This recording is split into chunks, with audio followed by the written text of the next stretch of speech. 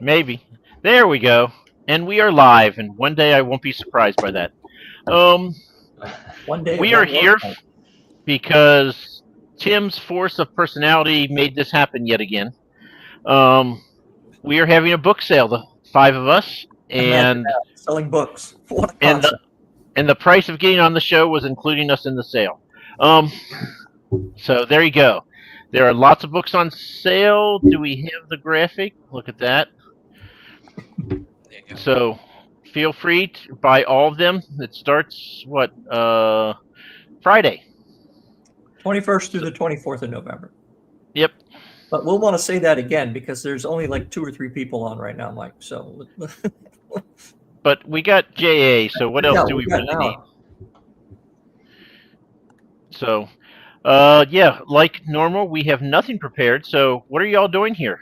Um What's going Brian, on in let's your start writing with you. life? Explain Yes. yourself. I'm a dude. I write books.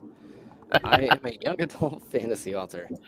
I wrote Gwyn's Kingdom, The Electric Moon. I market it to 10 to 12, 15, that range to begin with, but a lot of people like it at all ages, so I don't limit it to just them. And I recently put out a novella.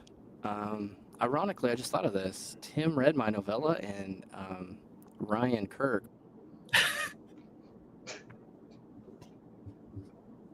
We lost you there, Brian. It's because I cursed him for calling me Ryan. Uh-oh. Yep, we're not hearing you at all. Still here? Hello? You're Oh, there he barely there. I can hear you. Barely. Can you hear me? Did you learn your lesson? I need to eat the mic. Yeah, put it right up to your face. Just take the mic and just. Just gobble it. But I was gonna say, what's funny is Tim actually read Nick Carey's Last Stand, and Tyler Kirk read Gwyn's Kingdom. So we got two different perspectives on each book here. It'd be kind of interesting. I hadn't even thought of that before. So that's me. Those are my books. Hope to have a few more out here in the next year. But in a nutshell, A few Okay. more? yeah, I'm writing a sequel to both books. I may put them out in volumes. I haven't decided yet. I might do volume 1, 2 for Gwyn's Kingdom, and then continue with the novellas, just smaller books in general. So All right. And Tim, we don't know who you are. It's not like you've been on this show many, many times. 4 days Uh, ago or something like that. Uh, Last week, whatever it attention was. hog. Oh, I'm sorry. So tell us about yourself and why you're back here again, other than you are a glutton for punishment. Let's start with why I'm back here again. I'm back here again because I just love the show, obviously, and I need someone to interview me, and you guys are the only ones willing. So here I am. That's our standard. Yeah, we have very low bar. that's awesome. And I'm here today because I strong-armed Brian into joining me on a sale because I didn't want to do it alone. And then we harassed Tyler to get in on it because he's popular and people like him more than us. It's not true at all. Also a low bar. Wow. Tyler, you don't get my book, please. And yeah, I mean, I guess He moves Everybody the should know book I- around.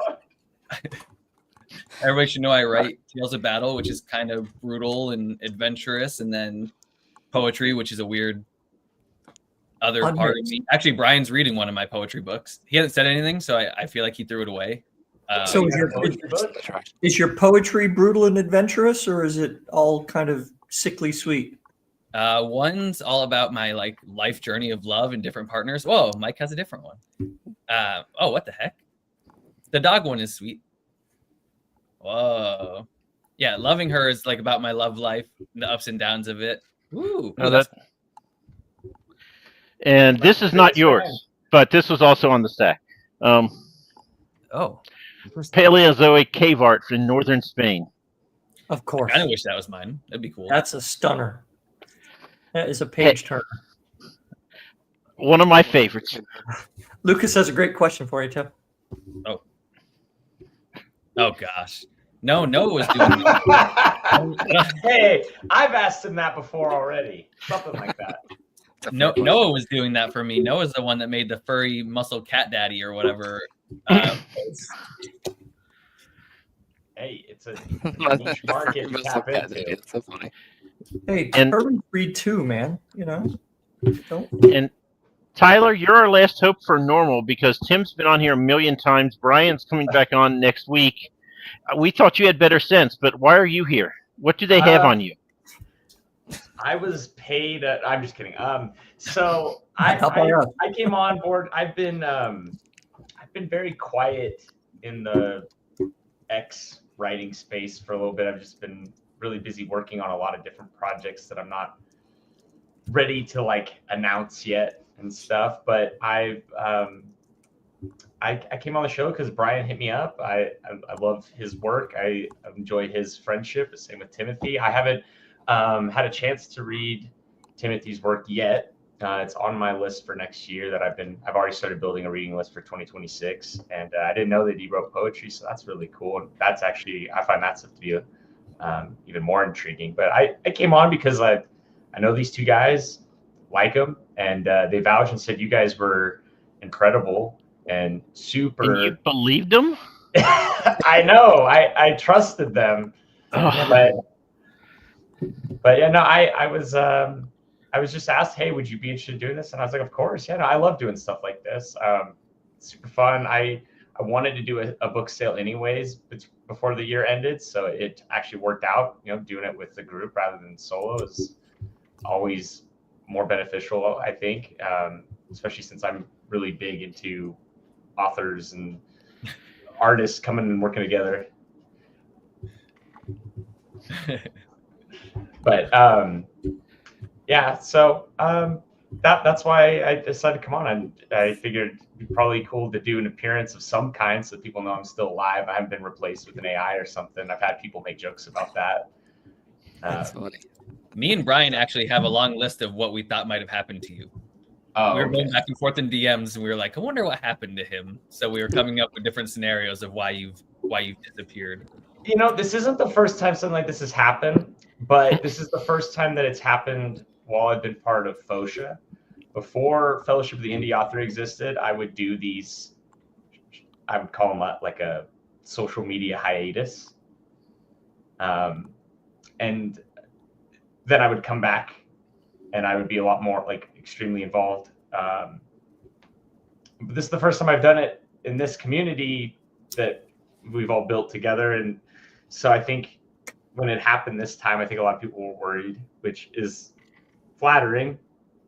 But yeah, no, I'm sure there's all kinds of fears. You guys aren't the only ones. I get messages every day from people wondering if I'm okay and stuff.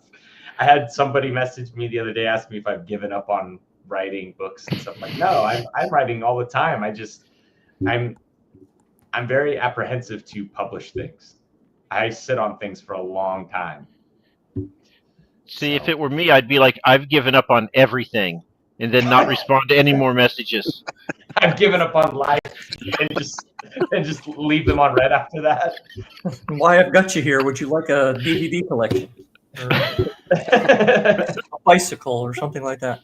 We have seen a lot of like long-standing indies quit this year, though. Like put out their retiring notice in like Really? This is my final book. Like quite a few. Really? Well, to put it in perspective for you though, Tim, I think a lot of that is happening because it's been 5 years since like the big COVID thing happened, right? I know COVID is still like since the big COVID shutdown and all that stuff. Since the plague years, yes. Yeah, since the dark ages. And I think a lot of people during that time had a lot of downtime and inspiration and stress and a lot of things happening that were able to get them writing. I think now that we're kind of, I don't want to say we're back in business because, the world is crazy, but Business implies sales. Yeah, I just mean, like, I think that now that people are kind of having to return to how things were before 2020 to an extent, I think there's less time. And so they are having a hard time making time for it. So they're kind of like, oh, well, I did my books. I'm good now. I'm just going to leave it at that. I mean, this is a huge assumption, but the reason I'm saying this is because there's two people I know that was literally the case for them and why they stopped. So, Am I the only one who misses the COVID years? Because I thought that was great. I got to sit at home and no one bugged me. It was wonderful. Honestly, I lived in Denver during them, and Denver didn't shut down, so it was just normal life. I worked at a VA hospital, had to go to work every day. Nothing changed. I ended up going to work every other week, and nobody else was allowed in the lab with me. So I literally went to work, and I was by myself. I went home, and I was by myself. Wonderful. The hermit life for me. And then it all changed. You should talk to someone, Mike. Did you not just get that's the last thing I want to do? Mike, what's your shirt? This is Lord of the Rings. That's what I thought. Okay, I figured it was. That's an awesome button-up. Yeah. So when I go to Comic-Cons, I was just wearing a plain colored shirt that said author Mike Molman, and I was like, I can do better. So now I have silly shirts. You should get one with just like a giant Gandalf face. Well, if you You shall not pass my booth. the shirt last night when we did world building, I had literally Jupiter, and I have the physique to really show off Jupiter. So it was pretty spectacular. The giant spot. That's awesome. No, I won't go there. Yeah. Okay. Okay. We really should have planned something. No, that's all right. You know, it's all good. Can we do? I'm in a Can good we mood tell the tonight, people? Mike. I'm thinking we should tell them we're going to do 2 truths and a lie at the 45-minute mark, and give them half an hour to come up with 2 truths All and right. a Yeah, lie. you guys been thinking about that. I just did this like what 4 days ago. It feels like. Yeah, but you have done so many crazy things that you can come up with, at least Well, 2 more truths and a lie. Fair. Brian brought up something earlier, which is that Timothy's read his novella. I haven't had a chance to read it yet. And I've read Gwen's Kingdom, which is fantastic. It was one of my top 3 favorite books that I've read this year, actually. So, Ooh, high praise. That's awesome. so it's great. It was really cool. And I've been reading Tim's poetry. It's dark, so I have to be in the mood to read it. It's good. It's really good. It's just it's from a dark place in his head, and you can tell. But you get that sense going into it. He has another poetry book I'm kind of interested in as well. I used to play music and write a lot of poetry back in the day, so I kind of lean into that sometimes. I just have to be in the mood. That's why I haven't read it all. I've read 2 poetry books this year, and I would say his is on top of those so far. So it's pretty good. I really want to try his not so dark poetry though. Just see where he goes, like when it's not like really from the depths of his darkest soul, because it's definitely in that area. So He started out with my one that I was actually afraid to even show my therapist. Oh, jeez. But I'm sorry, sir. I can't help you. I read this book right here by Tyler Kirk, and I actually thought it was a novella for a long time. It's not. Oh, I did too. I didn't know that. It's a short story. It's not. Short book. It's really not. I don't know how many words it is, but it's in the 250 range, I think. How many words is it? And it's pretty Pages. good. I don't know why, but for the weirdest reason, I thought it was like this murder mystery book. And then I get it, and I'm like, dude, this is fantasy. This is amazing. And I fell in love with it. It's one of my top reads, actually. I loved it this year. So, and I've gotten through the first chapter of Timothy's book on Tales of Battle, his fantasy book. I just haven't had time to read in the last few months, but it's a good read as well. I've gotten through enough to say that I want to read more. It's grabbed me. So, some great books here, from what I've seen. That's because Brian's always too busy out selling books, unlike the rest of us, putting all that effort in. He puts a lot of work in on the road. I used to He do does. that a couple years ago. Here in Washington, across the state of Washington, and that was fun. I haven't done it in a little while though. I'm actually the one person that impresses me the most, probably in indie community, is Brian, because he puts so much effort in. It's like It's true. wildly impressive to me, because to me, after I'm done writing, I'm like, oh, now I have to do everything else. He just goes out, and like I feel like every other day is somewhere selling books, like doing his thing. It's pretty wild, the work. Putting in the work. Takes a lot of work. Brian, where are you calling in from? I'm in Oklahoma, Luther, Oklahoma. And who knew people even read in Oklahoma? So now we know. It's still up here. Who knew people reading up? Jeez. I was expecting an Oklahoma joke, but I didn't think you'd go that deep. We actually have a really good like reading community here. We have a ton of bookstores around Oklahoma, so I'm pretty fortunate. Where are a you lot of in Oklahoma? Luther. So a lot of people don't know Luther, so I'll just say the closest big town to me is Edmond. It's 30 minutes to the west of me. But Where are you in relationship to Oklahoma City? Because and Norman, those are the only two cities I know, and they're Yeah, next to I each thought those other. were the only two that there were. And the rest is Indian reservation. Those are the only two that That's exist. That's fair. I'm northeast, like 45 to an hour of Oklahoma City, and about an hour north of Norman. In fact, I've done a signing in Norman about a month ago. See, now if you told me you were in the Panhandle, you'd get mad props because I don't really think anyone lives in the Panhandle. I drove through it. I drove through it on my way on when I moved out to Colorado, and I got stuck in my Jeep at the time in a cow stampede, and I'm not even kidding. And there was a bunch of ranchers, cowboys, and they were laughing and driving their cows at my Jeep. The cows like literally were grazing my Jeep, and they were just like riding by on their horses laughing. And I was like, this is the most Oklahoman shit I could have imagined. Yeah, that is the most Oklahoma story I've ever heard. Jim, you've had many adventures. I can't tell you how many times I've had to stop because cows are on the road. That happens. It's super Oklahoma. See, whenever I have to stop on the road because of an animal where I live, it's either a moose, a turkey, or a ton of deer. I Where really you thought live? you were going to get darker than that, Tyler. I thought you were going to go way darker, but No, just it's always either turkeys, deer, or moose. Where are you, Tyler? So I live over in eastern Washington. Okay. In Near. Spokane. Near Near Idaho. Yeah, it's I'm definitely near Idaho. But what's the town? It's called Spokane. Oh, okay. I've heard that. Okay. I lived in Richland for a little while. Okay. Very Yeah. little while. But yeah. Tyler lives where the quail run. For the quail run, yeah.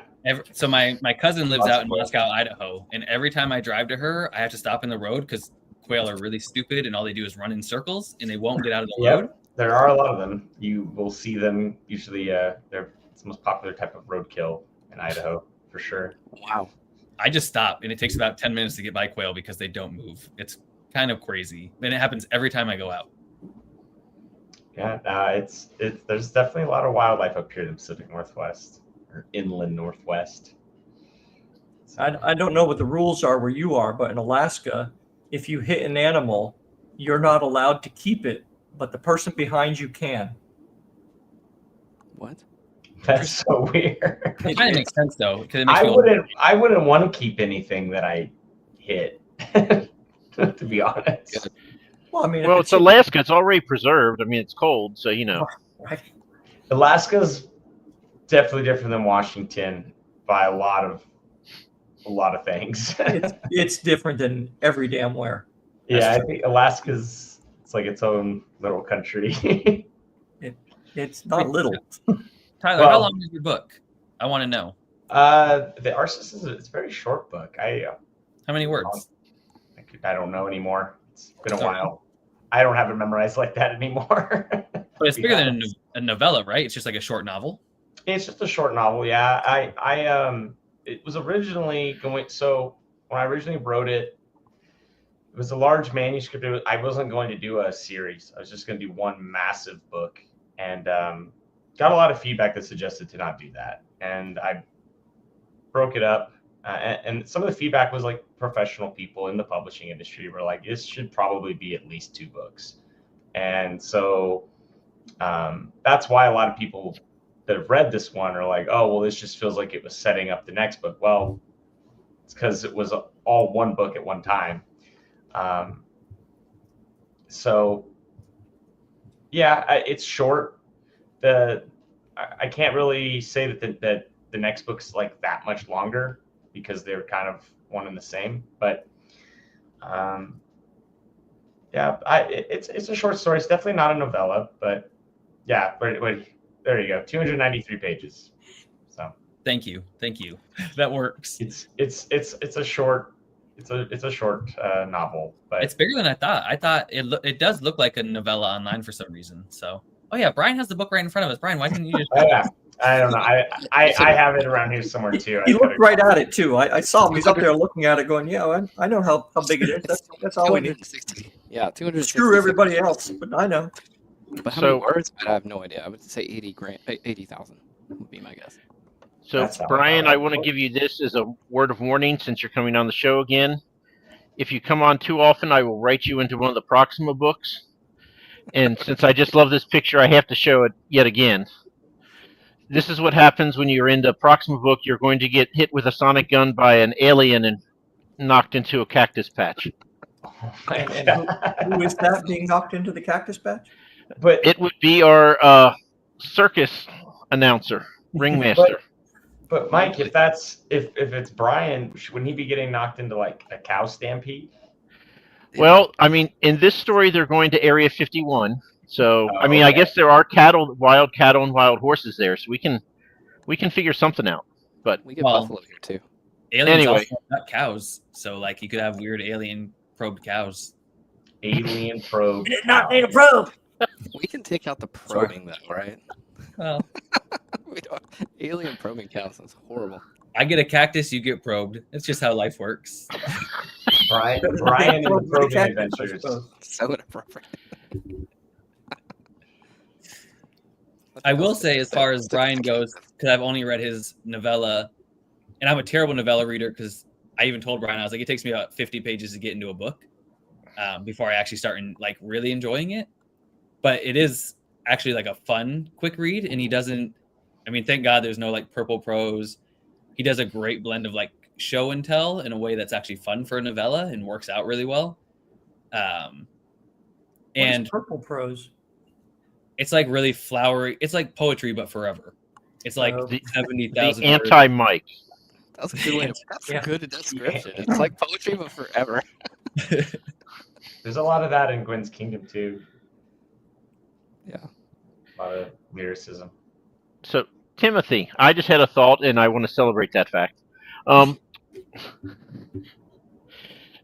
In my book Proxima that you're going to be in, I need to know, and I'm too lazy to get your book and read. I need to know the names of your fox, your pig, and your tiger from book 1. Jacama, Danby, and Granton. Jacama. What's the pig? Danby, Danby. And what's the tiger? Granton. Grant. Okay. So What- your character is going to say, "Hey, I'm clever like a fox. Call me Jacoma," and he's going to punch the one alien with the sonic gun. Who he's going to say, "You look like a pig. I'm going to call you Danby the pig." And then he's going to say, "Actually, I'm more like a tiger." When he pulls out the gun and shoots him, and he'll say, "Call me Granton." That's awesome. So, yeah. I am once again honored. I don't know if I would be. Anytime someone wants to include me in something because I'm so needy, I'm very honored. And Love me, please. He's like, I'll take it. So funny. if more people want to shoot me into things in their books, I totally support it and understand it. So It's good to Until he know. hooks you up with Janeway, and then it's all fun and games until that happens. who was it? Someone on my Twitter or X, whatever, was talking about killing me the other day and how they would kill me or something. I forgot what it was though. Is that what people talk to you about on Twitter? I get a lot of weird talks on Twitter, but I think I bring them up myself, honestly, mostly. Wow. How Actually, many someone- Twitter followers do you have? 16,800. Holy fuck. Okay, you're going to get a few weirdos in there then. Okay. I think it was your pizza. It wasn't my pizza post, and I can't remember why killing me came up, but it did. You call people who eat cold pizza psychos. That's a. Oh yeah, that's true. Oh yeah. People that eat What? cold pizza are psychos, and I mean that's just speaking the truth. It is. Well, Cold pizza. Cold pizza was fine, before microwaves. There's Don't no like reason microwave for it pizza. now. Becomes so Microwave chewy. pizza is still gross too. Well, where I'm from, and where I went to school in Plattsburgh, all the drunk kids go and they get fresh hot pizza at Pizza Bono's, and then they get cold cheese on top of it. And even when I was drunk, it blew my mind. And now that I don't drink, it blows my mind even more. Oh wait, they get cold cheese on fresh pizza? Yeah, That's a new weirdness. I've it's never heard of that. super crazy. It's absolutely insane. I bet it tastes weird. Oh, I would these- assume so, but they get real drunk in Plattsburgh. I mean, in the wintertime, it's really cold, so they get extra drunk. And then we actually were ranked as a party school for a while, I think, because we even had a holiday called Platts Vegas in the cut. It was like, Nice.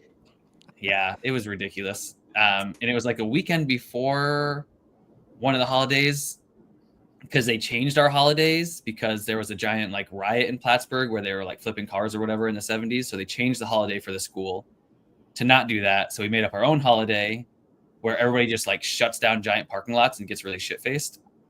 And even the cops come by and like hang out and talk to all this super stupidly drunk kids that are drinking all day long. It's a different What a place. life. It is. It's also a very boring place in a lot of ways. So you Well, either yeah. I want to know where Tyler stands on this. Where do you stand with cold pizza? You know,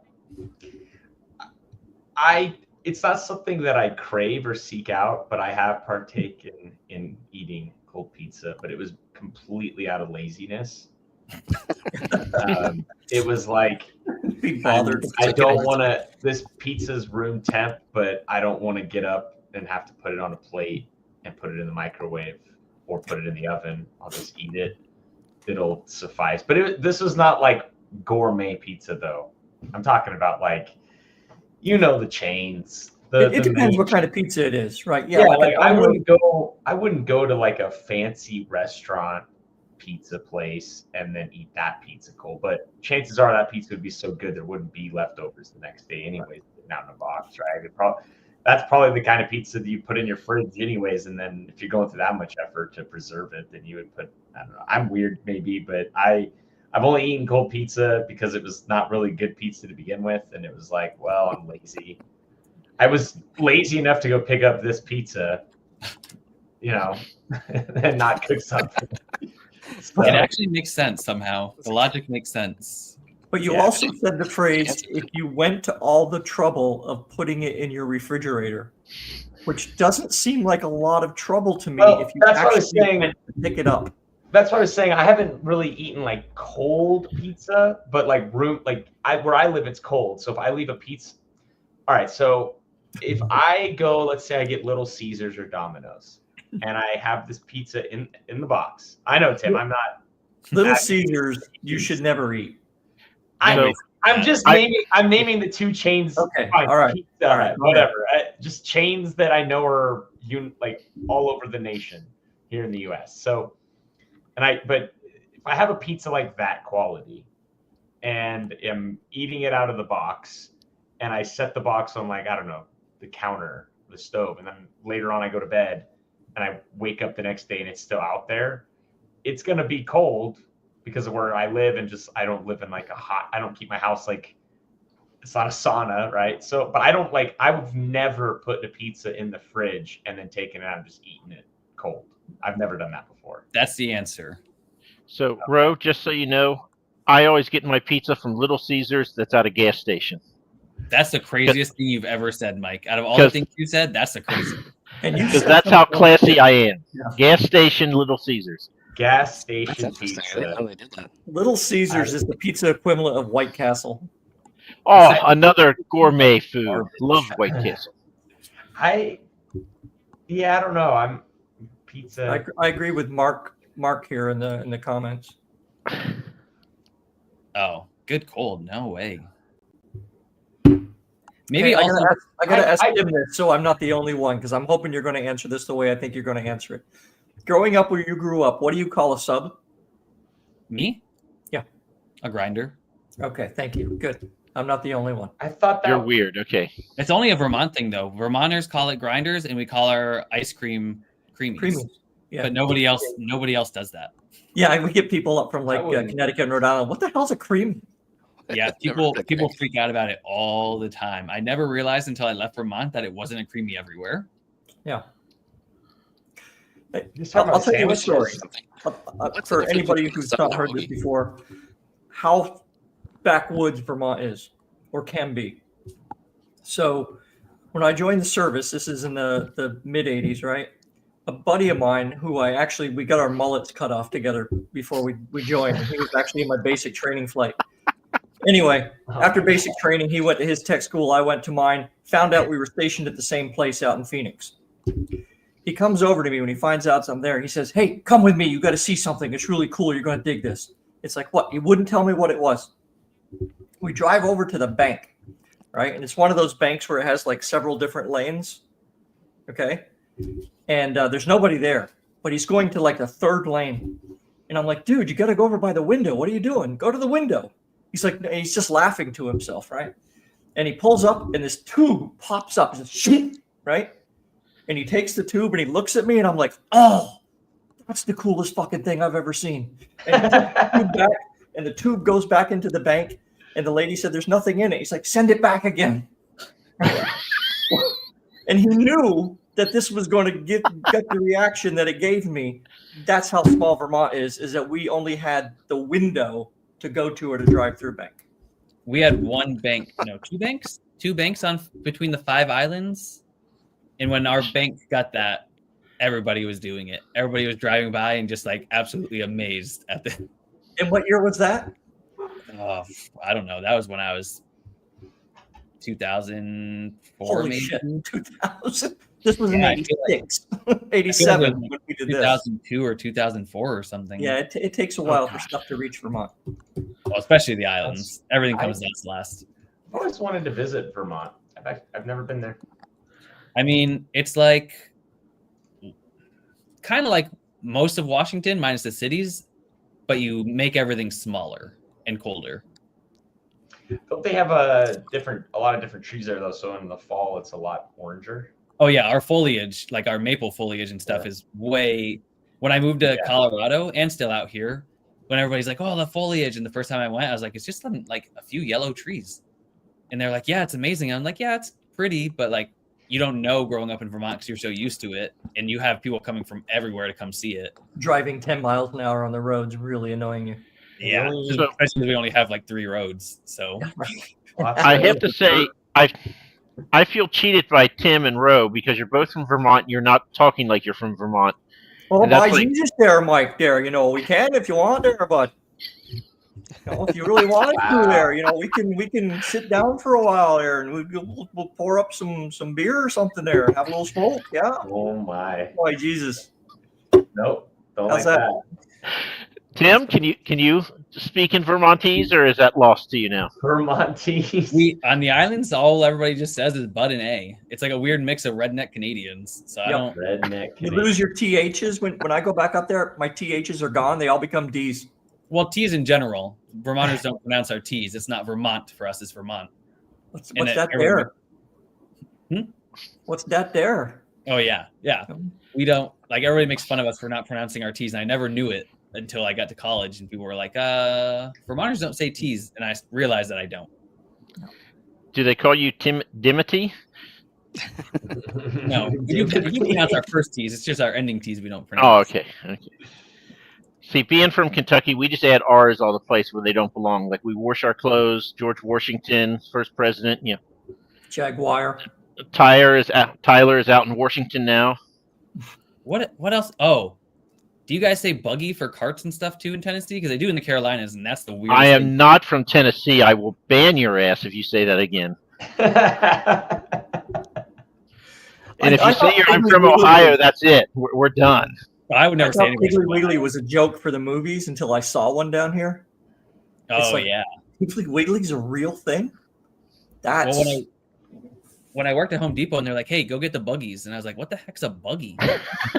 Not a car. A grocery, yeah, that's what I thought, but they call grocery carts buggies, and I was like, "What the heck?" Why? See, I have no buggies idea. would be baby carriages where I was from. I've never heard the term buggy. It's in any just a state southern outside thing. of it being a car. Well, It's that's just a fair. southern I haven't been to the South yet. That's the one part of the US I haven't been to yet. And they also call On my winter, to-do list. they called them they call winter hats toboggans or something. I can't remember. Someone asked me if I had a toboggan, and I was like a sled, and they were like, "No, a hat," and I was like, "What?" Weird. That's No, a it's toque. sled. Yeah, a toque or a beanie or something. But to me, a toboggan's a sled. Where I grew up, I'm toboggan's a supposed sled. to have my first trip to the South here pretty soon. South Carolina. Well, darn it, Toboggan Mark. is not just a sled. It's a particular sled with the That's curve true. up the front. That's true. That's what we had most of the time. That's what like the horses pull you on and stuff in the winter. because the plastic or sleds. snowmobiles. I feel so disconnected from all these interesting things in Washington. Because I feel like we live in different countries. Honestly, it is. Like when you move, I mean, now that I've lived in 4 different parts of the U.S., every part of the U.S. is a different country. When I lived on the East Coast, it did feel like another country to me. Like I didn't feel like we were all the same people. Where on the East Coast? I was in Connecticut.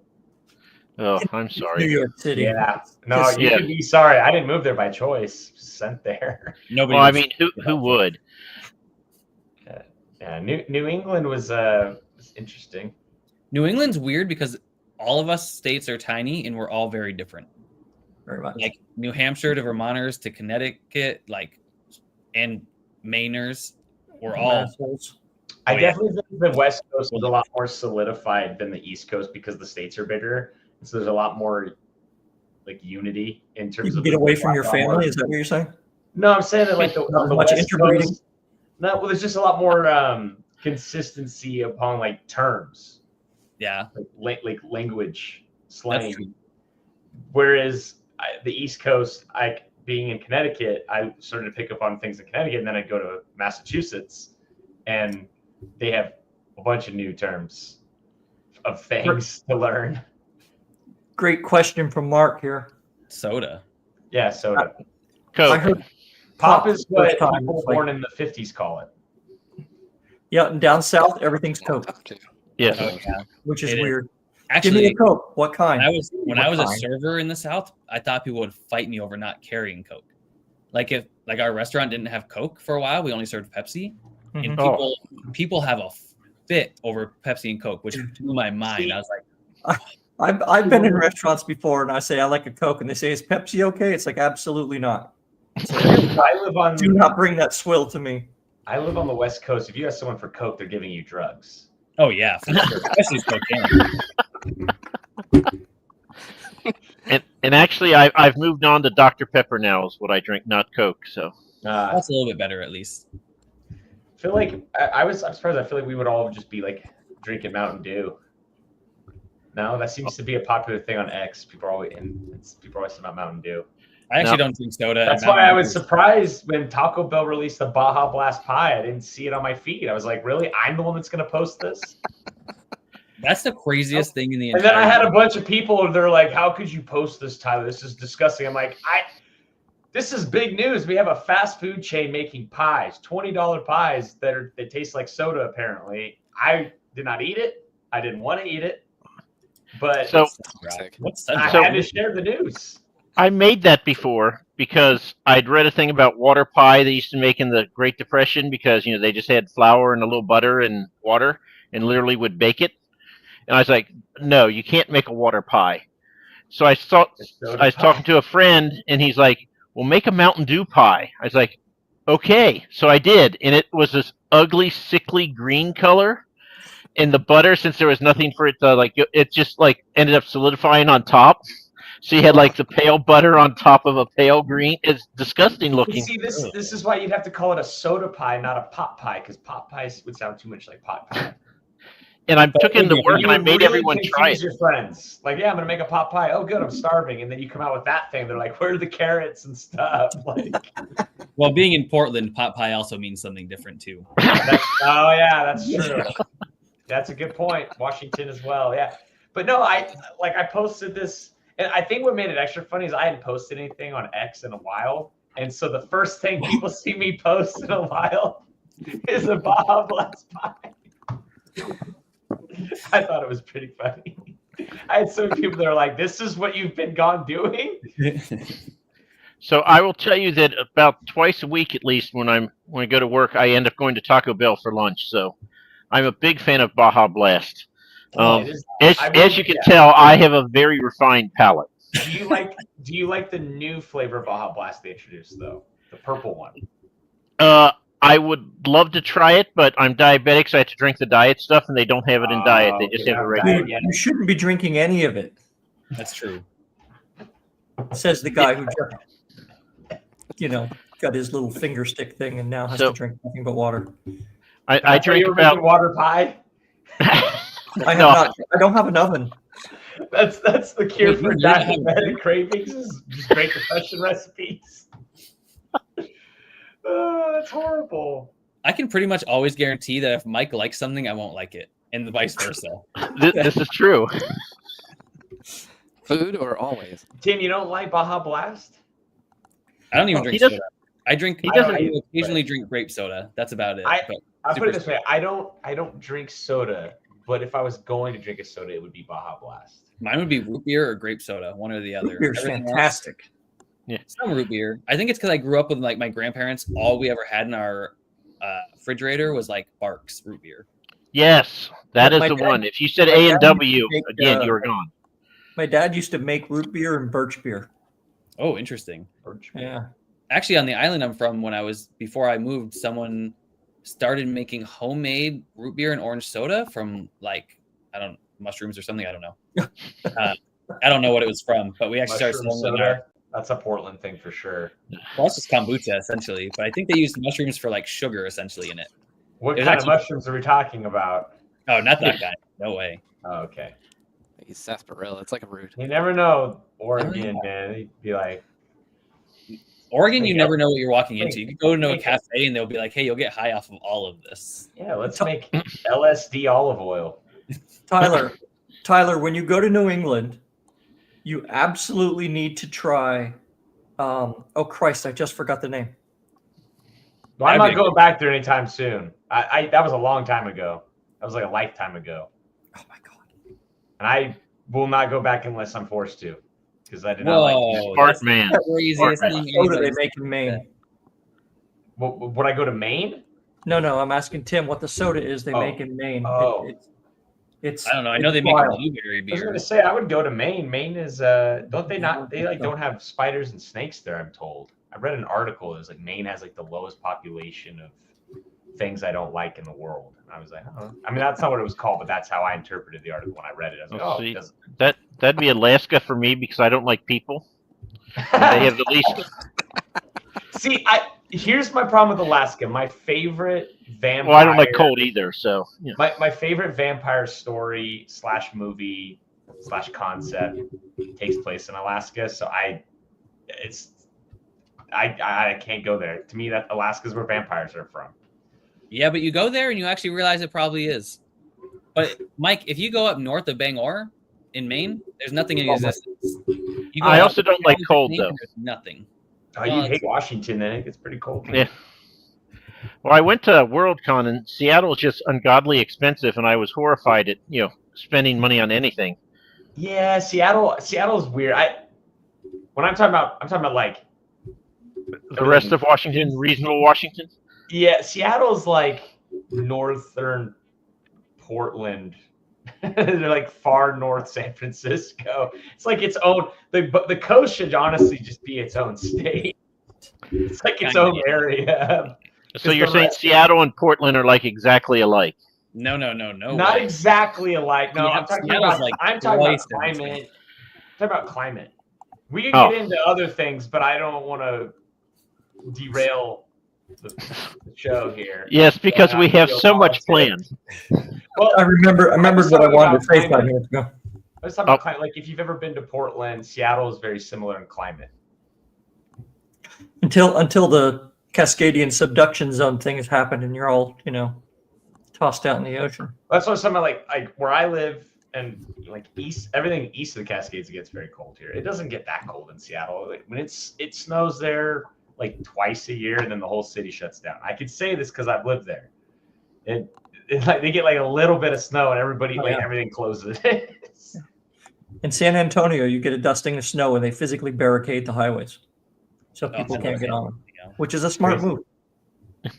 Yeah, when I was in Tallahassee, people were getting up at 3 a.m. because there's a chance of snow from 3 to 3:30, and they wanted to see it for the first time in their lives. And I'm like, you're just stupid. I mean, Floridians are stupid, we know, but I mean, this is just not more proof. When I lived in South Carolina, we just walked out to see the tornadoes. We just like stood out there and we're like, I wonder where this one's gonna land. I did go into the eye of a hurricane from my house. I left the front door, and the eye was over top of me, and nice and calm. And then I the drove, like, cold rain years started, and I went back in. I drove through a tornado somehow. Like my first month in South Carolina, all the trailer trucks flipped and signs flew by me, and I was like, "What's happening?"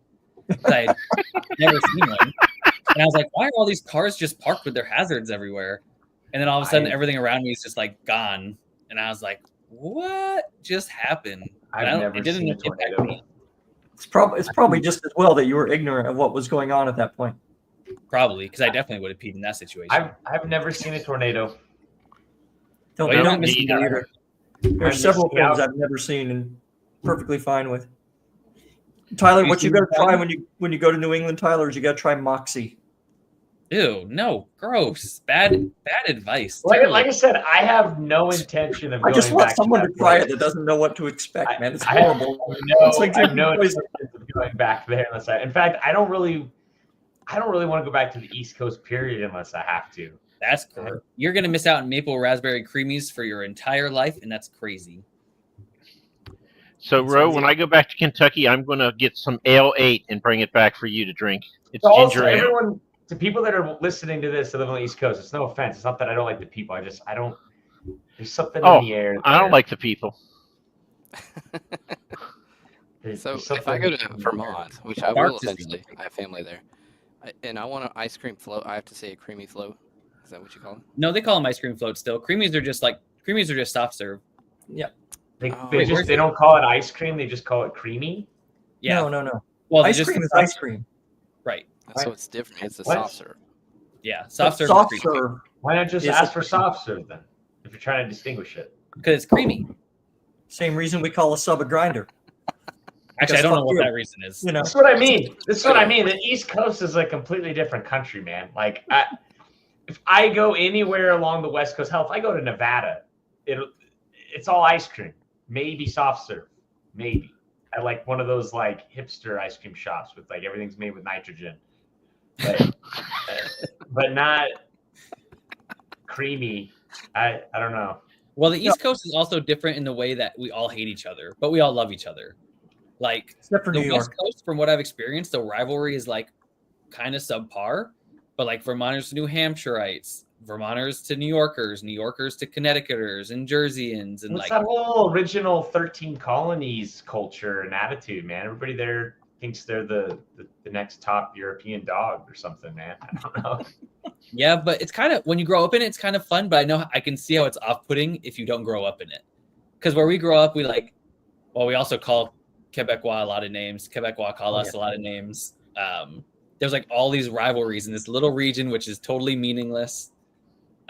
So it's actually kind of fun, but also ridiculous. But the West Coast has like nothing like it. Maybe San Francisco in LA, I don't know, but SoCal and North Cal. Like when I was in California, there was a little bit of a thing there, but not a ton. Here in Washington, it's more of like desert dwellers and Cascadians. no, not really. Like I don't know. Hey, everybody's kind of chill here, but I What mean, about we you, have Brian? Oklahoma and Texas. What's that? You guys got rivalries? barbecue Oh, yeah. rivalries, Huge probably. rivalry, yeah. Oklahoma and Texas, every year, college football is huge. Oh, that's true. Huge. Who's got the better barbecue, though? We used to have it. We used to have this place called the County Line. You couldn't beat it, but we lost it, so I can't say anymore. Did it go up to a tornado? No, they just No, ran bunch of cows ran it over. it. Yeah, pretty much. They said freedom. They said, This is gonna spite me because they actually still have locations in Texas.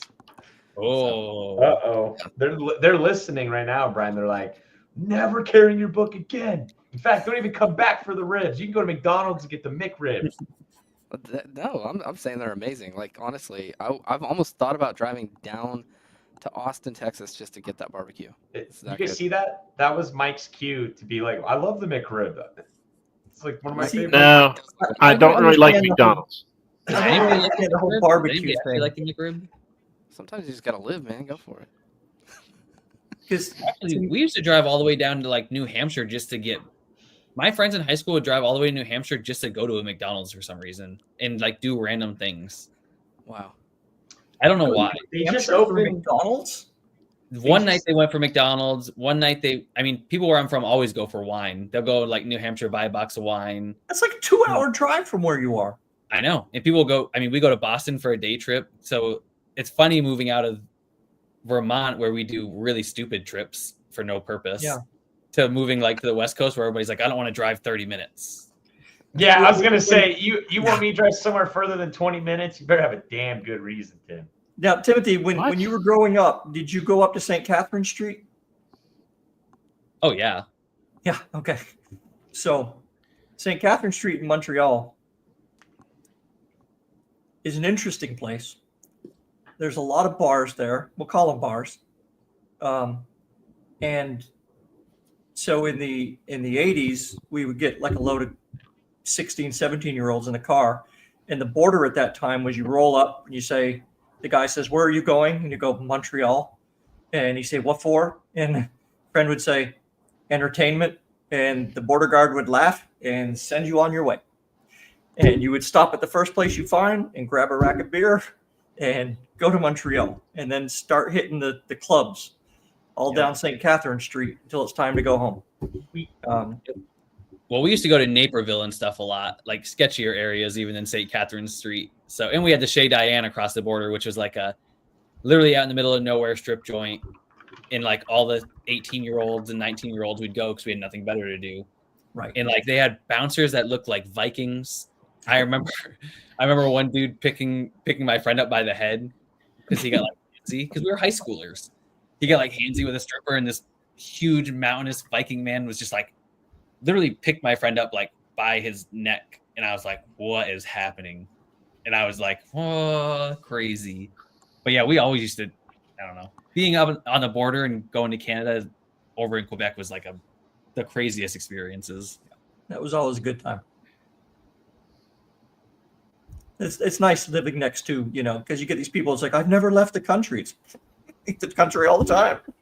Well, I have friends that go over just to grocery shop there, and friends that go over to buy like summer flowers there and stuff. My grandma used to. She used to love go to Quebec to buy flowers. So it was just like always. And our borders.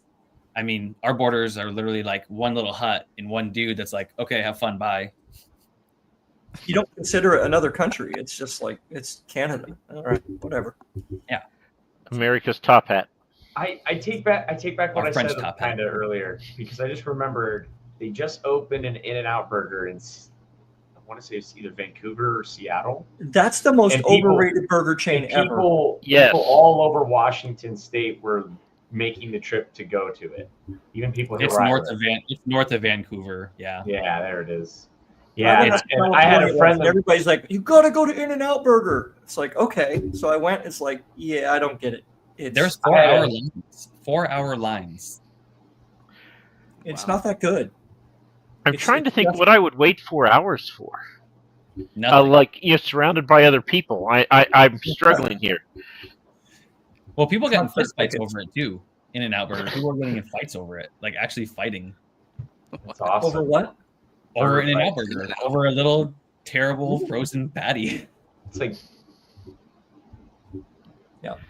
don't. But people will swear by that. They will live and die by In-N-Out Burger. It's crazy. Yeah, I think Americans are weird about that. Europeans must view us. I mean, I know how they view us anyway, but I'm sure they're like, wow, these Americans identify by their fast food. Somebody here had actual questions about books. Oh, really? That was like EL. 30 minutes ago. We have gone way down the list. Yep, EL was the one. Stuck on food for like an hour. How about The Arsonist? What inspired the firebug? Was it Barn Burner, Tyler? I just want to ask that before you answer. What inspired a firebug? Are you asking, like, I guess I'm not trying to overthink this, but I probably am. Are you asking what inspired me? Or what inspired you to write the book? Geez. I don't know if we have enough time to get into that. I guess a lot of different things going on 10 years ago. More than that, actually. Comic books.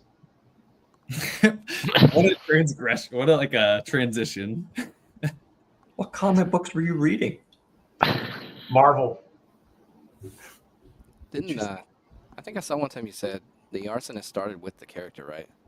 Like he Yeah, created it was the a character. it was a short story. A completely different type of character. What inspired you to write about someone who wasn't burns Barn things? I was hoping I liked so I wanted to create a character that I guess had kind of like not a superpower, but an advantage over other things in the world that they were in. And in this type of world, which is very, I wouldn't call it medieval high fantasy. It's more of like a Victorian or Gothic high fantasy world. Some people would say maybe like steampunk-ish.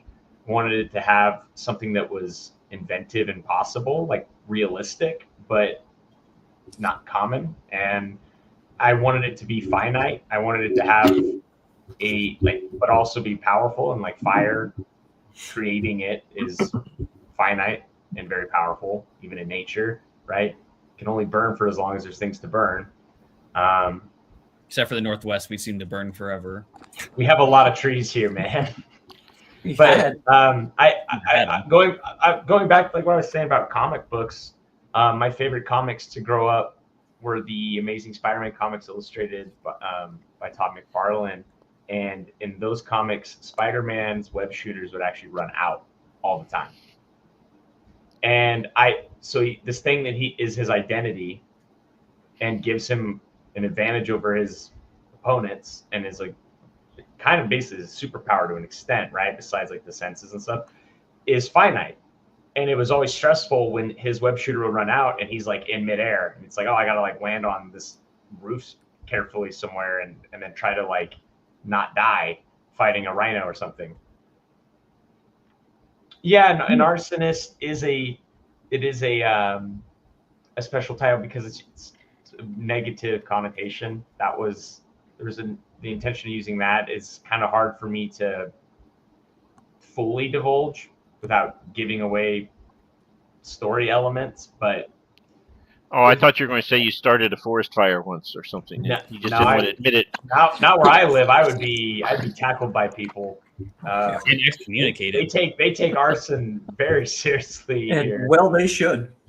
Yeah, You'd be sent down to Bryan in Oklahoma. yeah, I'd be become a We cow sent rancher. you to Oklahoma. I'd be banished to Oklahoma. We have about one bad fire season a year. That's a great idea, Yeah, actually, Timothy. Just Spanish people to stop. Oklahoma. Yeah, we're not To going to send you to Canton? prison anymore. We're going to send you to Oklahoma. I mean, if it's military, they send them Leavenworth, Kansas, which is probably worse. Oh, Leavenworth is by far worse. I actually knew an officer there. Not that I can say anything about it, but I've heard plenty of pretty terrible stories. But I hopefully I answered the question. So the use of the title, arsonist, is intentional. Why I chose to use that, I can only really say the person's accused of committing arson, so they'd be called an arsonist. Okay. I mean, I can't really divulge a whole lot more else than that. I don't want to spoil stuff for people that might read the book someday, But I don't know, Brian. You're the person here that's read it. Am I being too vague?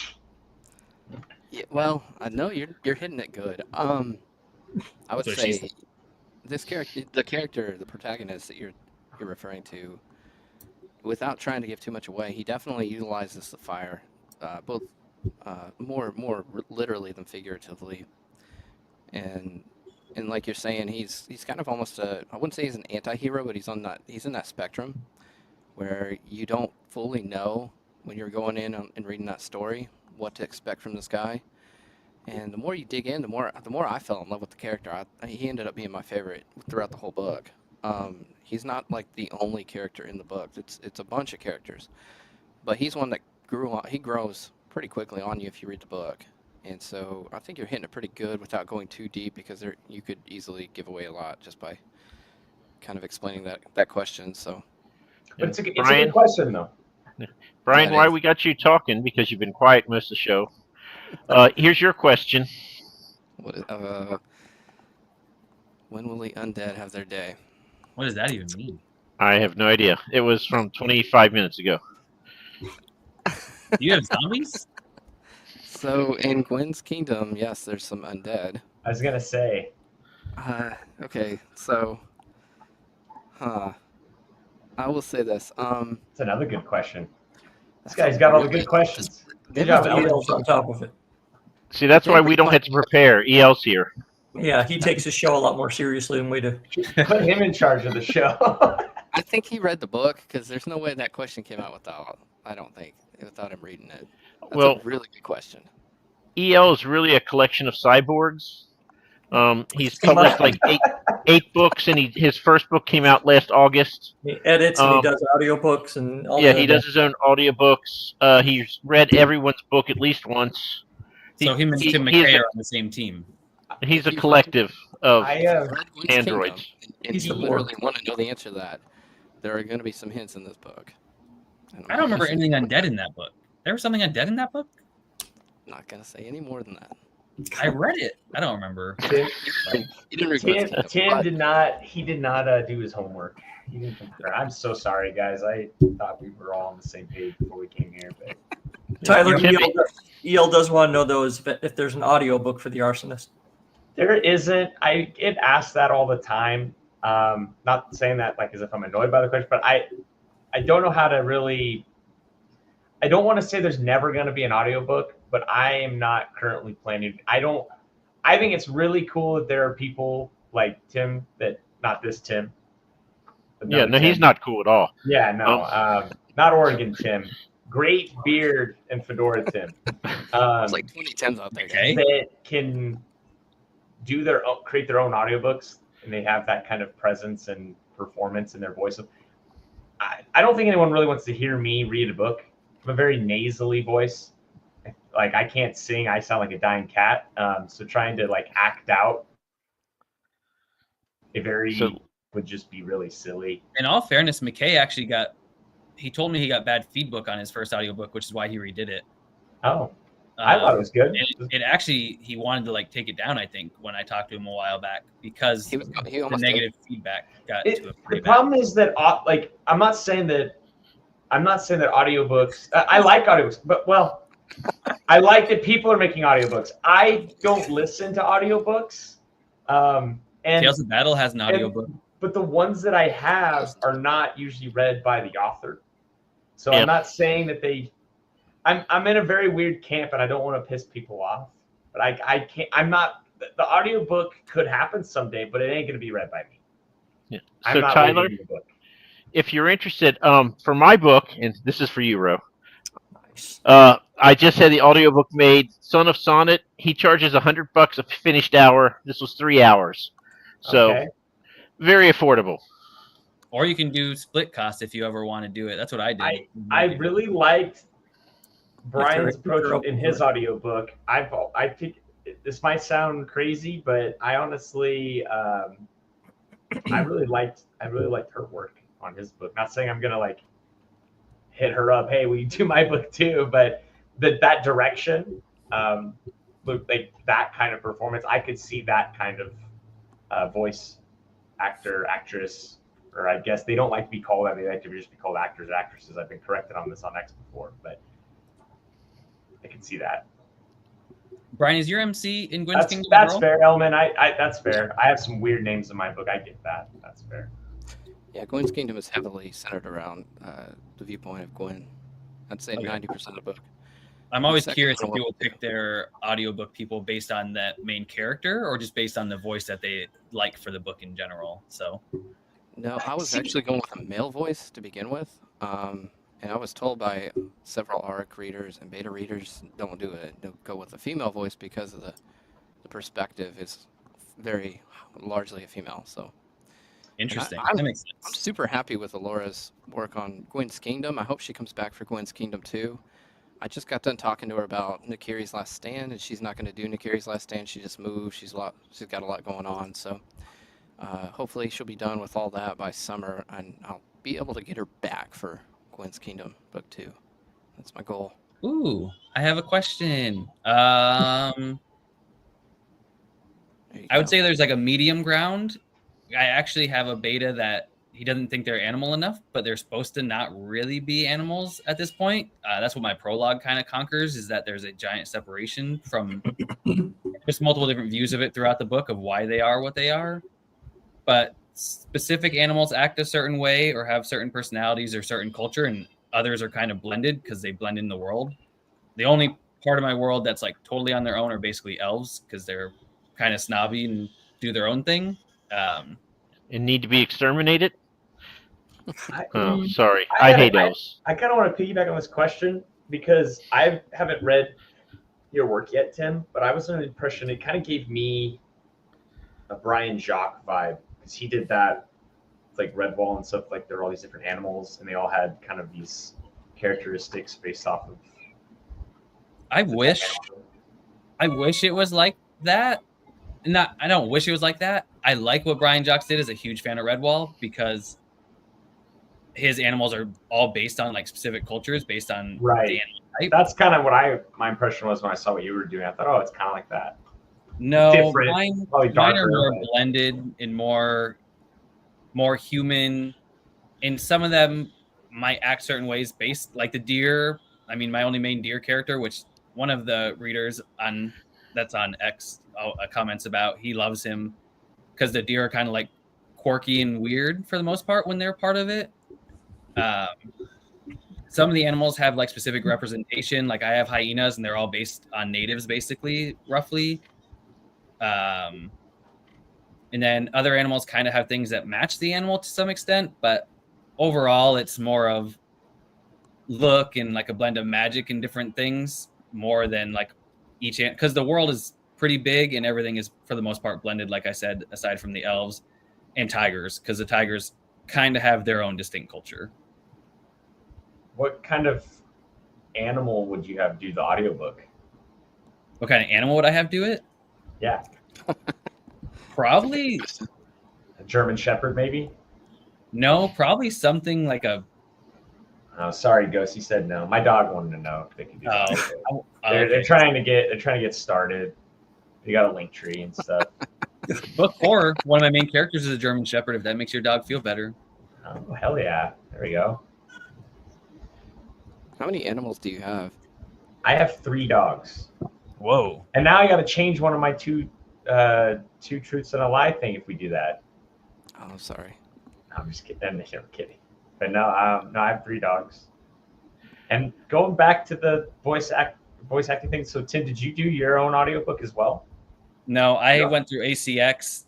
I had a few people audition, and like this second person, I was like, "Oh yeah, you got the voice. Like you're what I want." And I had a few people listen to his whatever it's called, audition, and they're like, "Oh yeah, that's a good voice." And super communicative, like good dude, asked a lot of questions, which I didn't prepare for, but was like pretty fun.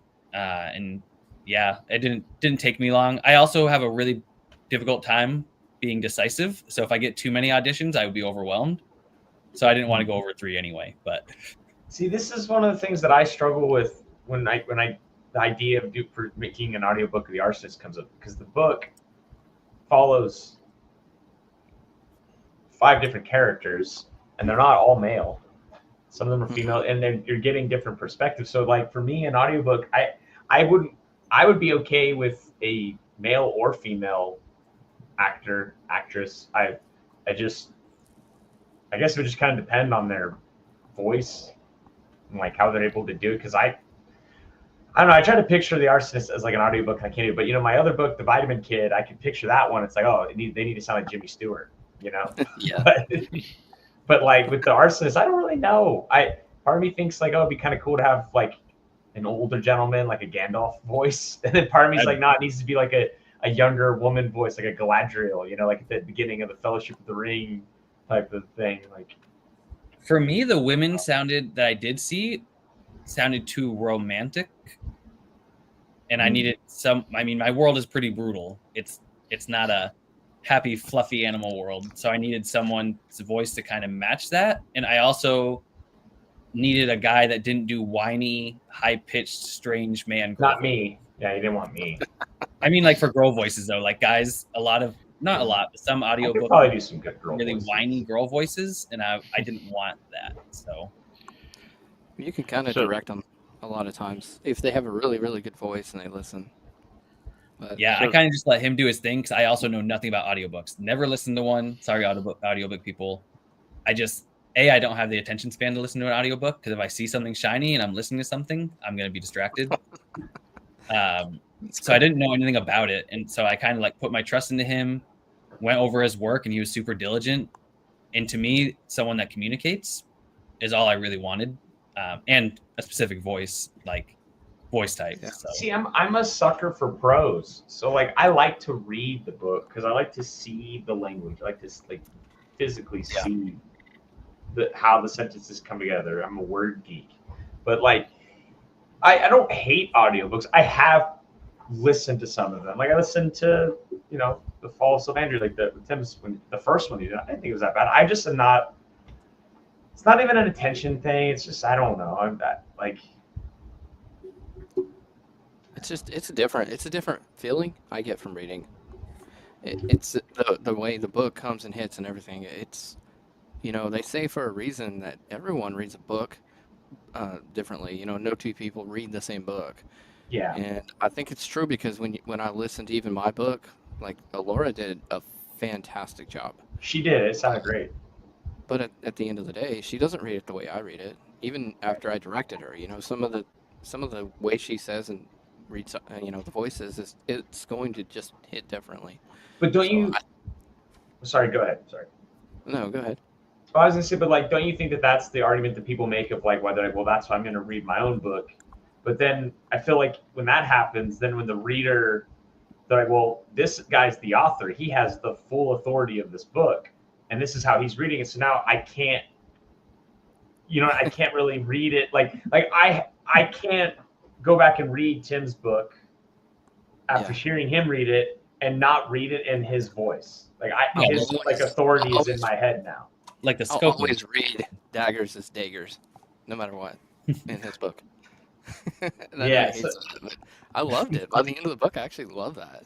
So I guess there's nuances and quirks that could actually help your book too, in that weird way. Here's an example of what I'm talking about. So I love The Hobbit. I had Hobbit cassettes that I listened to on a plane ride when I was like 8 years old. We had a long plane ride from Sacramento to this place in Missouri, and I couldn't remember where it was, but we had to go there for something. I think it was a funeral, and my dad knew I loved The Hobbit, but we couldn't take the book for some reason, so he got me like a little cassette to listen to. And I had read The Hobbit so many times. I'd heard my dad read it to me when I was a kid that it didn't really mess up the way I read it. It was just like hearing another person read it. But then, fast forward years later, Andy Serkis, the guy who plays Gollum in the Lord of the Rings movies, he put out an audiobook of The Hobbit, and he does the voice of Gollum in Riddles in the Dark the way he plays Gollum in the movies. And now I went back, whenever I read Gollum, I only hear Andy Serkis now. I don't hear my interpretation. I'm not saying that this is bad. Like Andy Serkis is a great Gollum, but that's kind of my whole thing. Is like once I hear someone who has like real authority with the narrative, it's hard for me to unscramble my brain. And I'm not saying this is for everyone. This is talking about just me. Like I'm probably the weird minority here, but that's one of the reasons why I struggle with audiobooks a lot of the time, is that most of the audiobooks that I would want to listen to, the author is the narrator. You're probably in the majority, actually. Just like watching TV. I mean, I'm reading Wheel of Time, and because I watched the show first, all I can picture is Rand as Rand and Nynaeve as Nynaeve and Egwene as Egwene. No matter how much I read, even 6 books later, all I can see is their faces, which actually kind of, in some ways, makes it annoying. So Andy Serkis might be the only outside. If Andy Serkis read anything to me, I'd be okay hearing his voice all the time. That sounds weird. Not the Gollum voice. I wouldn't want him to read certain things to me in that voice. Your poems? Could you, like Brian's, like the dark poetry of Timothy Robert? Come to me, my precious. No. It'd be horrible. It'd be horrifying. You should actually do that. Make that an audiobook with Gollum's voice. Oh gosh. I hope that AI never gets to that I've been there, level like, of freedom where people are using Andy Serkis's Gollum voice to just. His voice has to be bastardize shit. copyrighted by himself, I would assume. I hope so, man, because you know you're gonna have people using his voice to read like dumb things. No, that'd be like horrible. orc smut. I'm only Oh. saying that because I just went through Indie Ink Awards and I was like, wow, this is actually my next Twitter post. But I didn't realize how many books and how many people were into orc sex until I just went through the Indie Ink Awards. I don't participate. I get all people ask me all that. That's why, like, and Mike and Ro, this is why I came here, because this is a genuine, like, authentic artists, indie authors, whatever you want to call it, like collaboration. I get people ask me all the time to participate in these indie author things on X, and I don't, because long time ago when I was new to Twitter, X, formerly it was Twitter then, I got asked to be in this author thing. Like more than half the people participating had all these like beast smut stories, and I was just like, I write a book about a dude with a flamethrower. Like, there's literally there is almost no romance at all in the book. It's just like this much romance. We had an editor on the show once, and he is saying he's, organizing an anthology that is around zombies, and he's like, no zombie porn. He said over 50% of everything submitted was zombie porn, and I'm just like, ugh.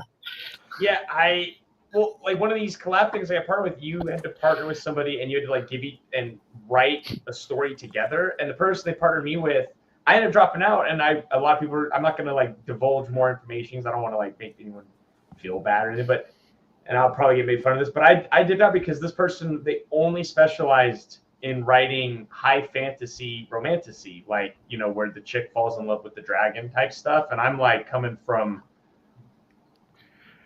comic book land where that isn't the thing. Yeah. And so I just was like, I don't know how we're going to collaborate. These are going to be like garlic flavored cookies. Like, it's not going to, it could work for some people, but like, I don't know. Like, is I kept thinking of this, of like what's the superhero's power going to be? They give people orgasms? Like, I don't. Honestly, that'd be a great power, I just want to say. But it actually makes me just realize that I have a wolf and a jaguar that like make out, and I mean it's closed scene, so obviously I don't write it. I would have no idea how, but that's different though than like the entire premise. Well, yeah, I was actually speaking of that. I was actually in a group. I got invited to, and it was all girls. I don't even know. I remember commenting on it, and then they invited me, and I was like, "Oh, I'm actually in this." And I don't want to get into too much because I don't want them to get mad. But the first conversation I got in, I was like, "Whoa, I'm way over my head." And then they started talking about like the shapes and look of monster parts, and I was like, "I don't know what I'm in," and I don't have anything against it. I'm just like, I was like, I don't know what I've gotten into, and I have no idea about it. It's been done. But yeah, there's a movie where a guy has that power. Whenever he touches someone, that's what happens. Is it called? And we actually have 69 viewers as we talk about this. So there you go. I noticed that, but I I had wasn't that gonna power. sit I there. would call it squirtability. I just want that to be known. I'm not. People can write about whatever they want. They can like what they like. For me, I couldn't write a book where like the soundtrack to the book is all Marvin Gaye songs. Well, Marvin Gaye's pretty good though. No, he's great, but I don't really want his music to be the soundtrack to my novel. I would like it to be a soundtrack to one of my poetry books though. If he did Loving Her, that's a totally different thing. Yeah, he could do that. Him or John Legend. If either of them do that. I don't know. Like, I don't picture like when I like with Brian's Gwyn's Kingdom. I don't hear like Marvin Gaye. I hear like Evanescence or something. Oh yeah, for sure. I mean, Brian just gives off Evanescence vibes anyway. He probably has 3 of their T-shirts in his closet. He's going under. That's fair. 70s bass guitar doesn't do it for you. That's so funny. All right. So anyway, So anyway, how about that Baja Blast? I will say, even though it's taken over, I do Not for appreciate it everyone. when we have like a group like this that is we're basically the more traditional fantasy, you know, and I love that. I love meeting authors who don't have to make that the center because it's kind of becoming more rare, from what I've seen, at least in my local Oh scene. yeah, that's why. Like that was one of the reasons why I love Relentless Blades by Russell, because it's like there's like zero romance in it. It's just old school R.A. Salvatore action packed Dungeons and Dragons adventure. People are Right. getting people, there's slashing and hacking. It's just awesome. I felt like I was, reading something out of like the 80s. Yeah, there's like Indiana Jones style romance. It's there like for a scene, Yeah, and it's yeah, but that's I'm talking about like, well, yeah, okay, like that is definitely there, and that's, to me, that's not the same as like what has become the cultural norm, where it's more spicier. that's the It's tamer way. That's a lot more of a nicer way of putting it. Yeah. sometimes it's too much. Like I've got a few different books I've been reading this year that has some of that in it. I feel like there's some of them where they do it pretty, they mix it in there good. But man, there's a lot of them. It feels like it's forced, and it's like the book is definitely there for that reason. And I get it, whatever people want to read, they're gonna read. But There's I like just like the word penis. I can't help it. If I hear penis in a book, I'm gonna laugh. I prefer not to read those books anyway. It's just not for me. And my books are extremely clean. They're meant for kids or younger my audience. book, The Arsonist, is it's definitely more like older teen tailored. There's a little bit of romance in it, but not a whole lot. The next book is even less. That's one thing I'll say about the next book that I haven't told anybody yet. If you like the romantic breadcrumbs that were in The Arsonist, I hate to break it to you, but if you're listening to this, that love burned out, man. It burns out. Book 2 called The Arsonist with like an extra S. Oh my god. When do you think the second one's gonna, like, maybe ballpark gonna be out?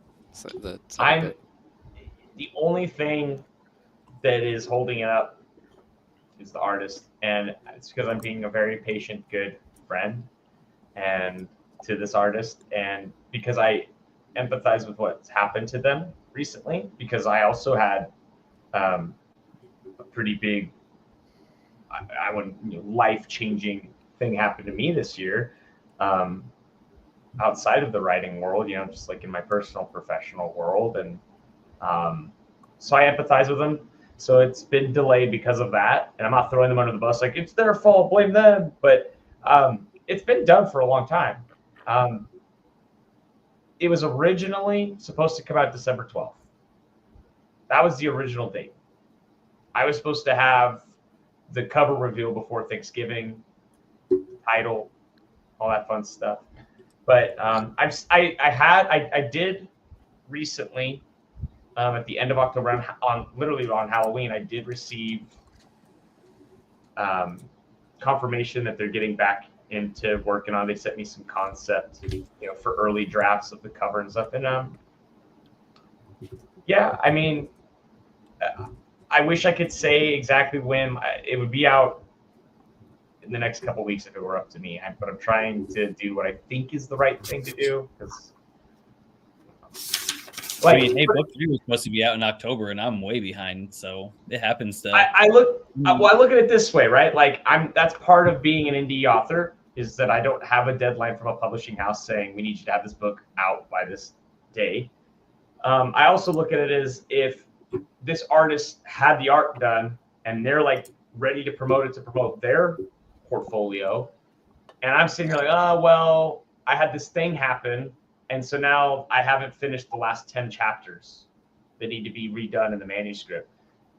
I wouldn't want them to get pissed off at me, so I'm trying to be empathetic here. And I am always getting asked about it, and I'm not pulling a George R. R. Martin. It is literally done. I'm not like not writing it. I've started the third book. Oh wow. already. The arsonist with 3 S's. Yeah, there's gonna be Children's Stripe is going to be a trilogy. So is it the same cover artist that did this one? Nope. Oh, I really? like the Switch oil it up. painting they did on that one. It's pretty cool. I like it a lot too, and there's some work that I'm going to be doing with them. That was Hank's work. I'm going to be doing some work with Hank in the future. This was different. This was something that was planned a long time ago for this one, because that was a special cover done for the anniversary of the Arsonist, because it is an older book now. That wasn't the original cover. So Did not know that. That's news. yeah, Bro, who's the cover. I knew that. I actually bought the book before the cover came out. Oh. But I wanted to ask you about that. So this was a real oil painting on this cover, right? Like that was someone did that in real life, not on digital. to my You have knowledge, this, I mean, You well, have that, like hanging up somewhere. I don't have it. No, they kept it. That would be cool if you had it right over your like bookshelf. It would be cool, but no, they've kept it for their personal portfolio. They do a lot of like art fairs. They take their work to, I don't know if they were ever willing to sell it. I would be interested in buying it to have the original piece. That'd be really cool. But no, that was a special collaboration that we did, because we got our bachelor's degrees together. Like we were friends in college. We kind of hit up. They've been pursuing art, and I was pursuing writing, and I wanted to do something for like the anniversary of the Arsonist, and they were like, hey, what if we work together, because I need a new big piece for this thing I'm doing in my world, and we'll do like a crossover. So that was the whole how that happened, which is why I said like we could end up doing something again in the future. It's kind of up to them, and me as well, I guess, like what kind of the direction we're in. I love that how it turned out, though. I think it's awesome. I think it really brings the book to life. I think it really helped a lot of people understand what this arsonist character really looks like, because I mean, I don't know, I thought I did a pretty good job describing the book. Probably not, but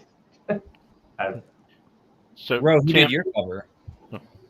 What's that? Who did your cover? Getcovers.com. Oh, okay. I know someone else who used that too. See, Yep. Russell ruined my life. Speaking of Russell earlier, because his new cover is just so good that it makes me not even want to show any of my covers ever again. His new cover looks like something again, like out of like the late 80s, like early 90s, like professional, like Wizards of the Coast, D&D style books. So, Tim, I'll just tell you, just like for my Haley series, that's Haley Traveler. That's book 2 that'll be out sometime next year, and that's book 3 that I haven't written yet. But those are the covers that I get, and the guy Matt Slay, he actually paints them, and you get that along with the cover. He'll do it digitally and send it to you. That's And really cool. he's so crazy. He's like, you own all the rights to it, so sign it. Tell people you drew it. I'm like, I can't draw stick people. No one will believe that. That's what my artist says too. He's like, I'm like, what can I do anything with this? He's like, you can do anything with it. You bought it. I drew it for you. It's yours. And I'm like, what? He's like, yeah, I don't care. Because he draws all my characters. I mean, I have like 8 other characters for my covers that he's drawn, and he's super, super cool, which is nice because I'm really annoying. And yeah, he says the same thing. He's like, yeah, do whatever you want. It's yours. I don't care. And I'm like, okay. Matt Slay he's a comic book guy. He's done covers for Teenage Mutant Ninja Turtles and some other stuff, but he's doing this series for me, and so he gives me like a front and back. That's you can see that, right? It's really cool. That's pretty tight. And, we just talk about it, and like Mike said, you get the original that you have, and he gives you full rights so you can make prints. It's nice to have the original art as well, and he's pretty reasonable price wise, to have the artwork on paper and the full rights to it. It's not a bad deal, and he's really easy to work with. With one of them that I worked with, I said, have you ever seen a Molly Hatchet album cover? He's like, yeah, I know what you're talking about. Okay, that's kind of the vibe I'm looking for with it. He's like, okay, and he'll send you a sketch, and you can make changes to the sketch or whatever, and he'll do it. He'll just kind of think of stuff on his own and said, yeah, this will look cool or whatever. So That's pretty cool. yeah, it's nice having someone that will do that rather than someone who will only do exactly what you tell them to do. Because Yeah. I mean, True. if I'm going to do that, fuck, that's that. I want somebody else's input into that because I'm not an artist. For one of my other series, I'm trying to have my dad do it because we just started talking a few years ago. But when I grew up, he used to draw me these crazy dragons, Ninja Turtles, and stuff. And his art is crazy good, but he has Lyme disease and something else. So like some days his hands don't work. But he's having a rough go of it. And I was like, man, I have like 2 books planned for this series. And I'm like, I really want you as like an honor to you and our relationship. And also your art is crazy good. And, he doesn't make me pay him, which is nice.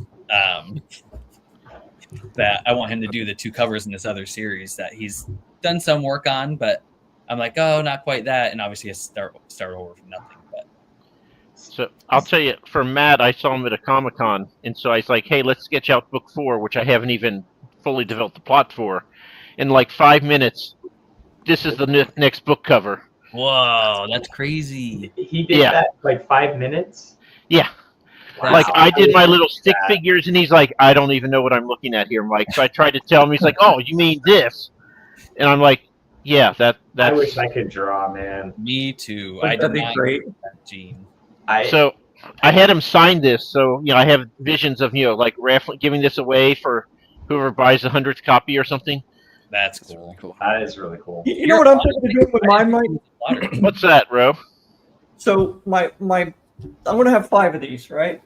Yep. And the idea is to I've got a friend of mine up in Vermont who's actually doing some. I'm going to make a tarot deck based on these cards, and so I thought about having as one of the things where you can buy one of the originals of the covers as one of the levels, right? It's like, okay, you get all the books and you get the tarot cards and you get a freaking original. And he'll sign it and everything. So that's pretty cool. Probably a couple years down the road when I get them done. I see, one of the things I've struggled with a bit is a lot of people that do book trilogies or book series, they use the same artist for every book. And it looks nice on the bookshelf because they all have the same style, so there's uniformity to it, which I can appreciate. But I'm kind of taking a weird approach with Children of Strife, like my little trilogy, where I'm a huge music guy, and I always liked, like, I'm like that weird hipster music guy that collects vinyls, and I love looking at the vinyls, and like I'll have multiple records by an artist, and each vinyl has its own distinct appearance, art to it that makes it, even though it's the same band or artist, right? And they're all, I don't know. I guess I know I'm not saying that albums are the same as books in a series. They're obviously not. But I guess my approach to it was kind of like, I had this really cool thing with The Arsonist. I wanted to go a slightly different direction with the next book.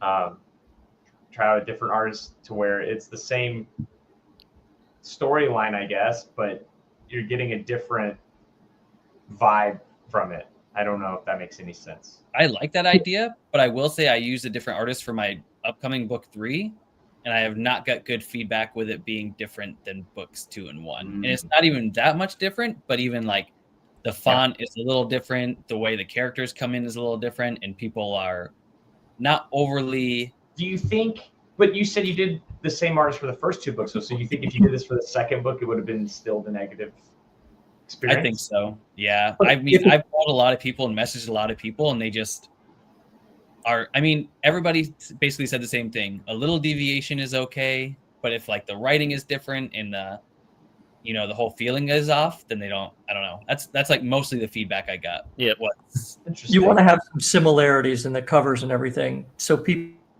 the same series, and when you're at a show, they'll see it and go, "Oh, I have one of those." Right, so there's that recognition of a series, and then when you have a different series, then you have a different artist or whatever it is. So there's a different look for that book, so it stands out. So people know that, okay, this is part of this and this is part of this. right. Yeah. And I was going to try to to segue us into going out because I have to get up in 8 hours. But I have to go we're too, so 82 okay. people right now, and we are 8 people away from like an all-time high watching this show. Wow, it's because of Tyler. See, I told you, Brian. I Yeah. told you that's why Tyler was here. And I think we are. Most at an people all-time- probably don't know who I am because I've been gone for a long time. You're in everybody's mind, Tyler. You're like 10 Things I Hate About You kid that like became super popular, and you took the summer off, and now you're back, and everybody's just happy to see that you're alive. There you go. He's not I dead. thought you were talking about If you're watching this, go get a friend and have them tune in for a minute so we can see the number go up and I can go to bed. That Yeah, would be tweet it great. out, guys. That would be. Tell them Ryan I wanna Kirby's be going to part go of too. So Because I we're will also tell the you, longest show we've ever done, I think, right, Mike? close to it. Yeah, I will tell you. Well, no, the creature creation I just did Friday went 2 hours. That doesn't But- count. Okay, I'll just say for my books, the one luxury thing that I got for me because I was being ridiculous was that I got my own custom font made. So each of my series has their own custom font, and I'm just give me the book and I will do the title and the author and everything. And so that's I know I can tie them together because the font will always be the same, and it's nice to say I'm the only one who has that font. Presumably that Pretty the awesome. woman didn't sell it to someone else. But anyway, Mike, we do agree on something. I think that's also cool. oh my God, I didn't know that was possible. Wow. Put a pin in this. We're done. So since we're going to milk it for a few more minutes, let's ask our new question of everybody. Because I don't Oh, want to yeah. ask the old one because I know Oh, what yeah, Tim will because- say, and Because he's this wrong. question will Oh. just take a minute. Yeah. Good God. So, is the introduction of Tom Bombadil in Tolkien's work a net positive or a negative? And there's only one correct answer, and I will mock you if you get it wrong. I will praise you. it's a positive. Yes. You are wrong. Yes. I will mock you mercilessly now. You are No, correct. but you have to understand the context of why Tom Bombadil was introduced. He doesn't belong. He's does. just Go ahead, extraneous Ilúvatar, crap. he's God. He created Middle Earth. That's why he's able to put on the ring and be like, "Oh, this big thing. Well, this doesn't do nothing." Interesting. You have That's a very good. Okay. Tom Bombadil is. I'm not trying to have like bring real world religion into this, but he's God manifested into man in Middle Earth. Interesting. And the reason why he was introduced was not just to introduce that element, but it was also because Tolkien had planned to write a spin-off series of Tom Bombadil books, but it never happened because Thankfully. hobbits were more interesting. You Well, know, Yes. Tyler, I've never thought of that before, but it kind of makes sense seeing how one of his writing buddies was C.S. Lewis, Yes. who was big into the allegory kind of thing. Well, So, and that's one of the. I'm sure they spoke about that, you know. Tolkien was That makes a lot of about- sense. I like that. Tolkien claims that he hated allegory, but he's guilty of incorporating them. And a lot of people, I've gotten in debates with other Tolkien fans over this, and I think it's one of those things where I'm not. I don't know. Tom Bombadil, you don't have to like him, but it was definitely a positive thing. I can see your perspective. Actually, I never thought about it. I always just thought he was like a wild cast-in in a crazy world where, like, basically the equivalent of angels and demons are just like around without anything real gravitational. But I can see your perspective, and it's intriguing, actually. That's why he's the only person. Like, if he was just a crazy old kooky wizard guy like Gandalf, he wouldn't put on the ring. That's Gandalf's fair. afraid of the ring. Gandalf doesn't even want to touch it. He leaves it on the floor. Have the Hobbit pick it up. I don't know. I'm by no means. I don't have a PhD in Tolkienism, so this is all just opinions. But I'm just. I don't know. A lot of people will be like, "Well, no." Tolkien said in an interview once he hates allegories. That doesn't mean that he doesn't. That doesn't mean they're not there. He was a devout Catholic. It's not necessarily allegorical. It might be just more symbolical, right? But I'm He's saying a lot that of religious symbolism in the Lord of the Rings. having the writing crowd that he was around, I'm sure some of that kind of rubbed off. Yeah, C.S. Lewis was a devout Christian, and Tolkien was too. They were all, a lot of the people that Tolkien wrote with, they were all religious men. So to think that there's not religious symbolism in Lord of the Rings because in an interview once in the 60s or whatever, he said he hates allegories is Right. I personally think it's naive, but that's just my take. So, Timothy, do we agree again, or do you like Bombadil? No, I love Bombadil, and actually now I like him more. With Mike is just he's reeling. He's like, I'm gonna shut the whole thing off. Because my thought of him was he's just this wild cast-in to like bring in this kind of crazy world that Tolkien ushered in, and he was like this weird kind of Shakespearean comedic character that didn't necessarily serve a purpose, but with Tyler's of serving like a bigger purpose, it's actually way more intriguing than I thought. Because I thought he was kind of like, you know, the jesters in Shakespeare, which they have kind of their purpose, but at the same time you could not have them and it would be the same story for the most part.